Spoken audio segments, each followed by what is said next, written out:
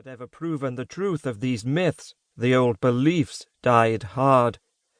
As the years passed, so did these majestic birds, until none remained except those in the highlands, protected by the harsh weather, the rough landscape, and the Highlanders themselves, for the raptors had a special place in their hearts.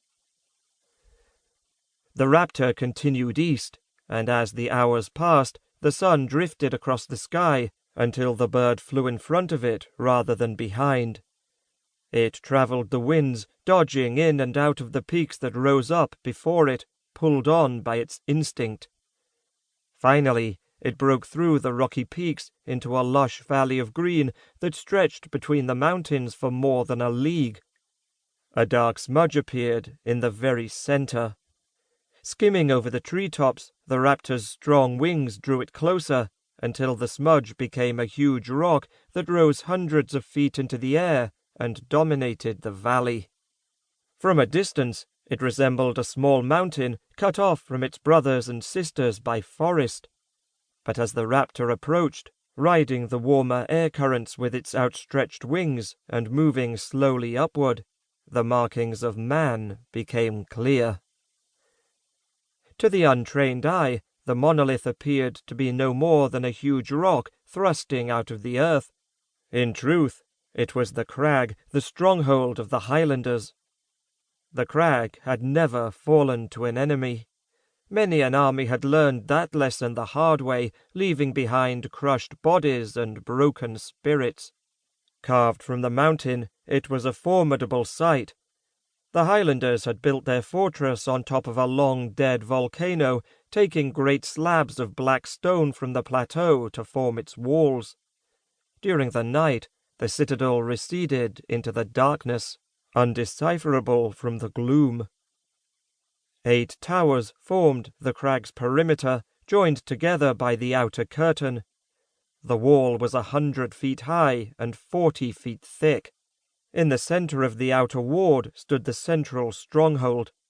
Built in the shape of a square, its inner curtain stood 50 feet higher than the outside wall, its corners again supported by towers.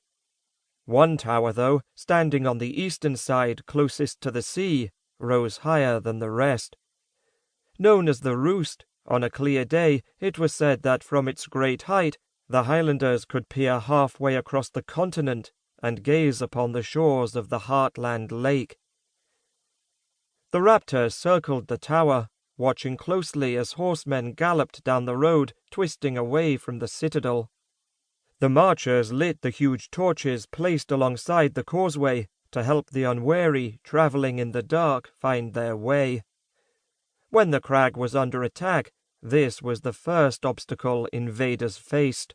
The snake-like road created dozens of places ready-made for ambushes and rockslides, a common occurrence in this mountainous terrain. Turning its gaze from the soldiers, the raptor tightened its circles around the roost until it found what it wanted, the ledge of the highest window, and settled silently on the stone outcropping. Night rapidly approached, but the raptor's eyes sparkled in the failing light. The intensity of the urge that had driven it across the highlands increased. Looking down from its perch, the raptor gazed into one of the rooms of the keep, its eyes fixing on a small boy. It had finally found the reason for its long flight. Chapter 1. Escape. Thomas swept his eyes across the room. The pitch black failed to impede his vision, his green, strangely glowing eyes easily picking out the details of his apartment. Large bookcases built into the wall flanked the door straight across from his bed. Books he had borrowed from his grandfather's library were strewn about the floor. He'd have to do something about that tomorrow. His grandfather didn't like it when he made such a mess. To the left of his bed against the wall stood a tall wardrobe that held most of his clothes. He still couldn't understand why he had to use it. He didn't really have that many clothes anyway, and when the servants put them on the top shelves, he actually had to climb up the door of the wardrobe to reach them. Also to the left was a large window hidden by dark drapes. On the other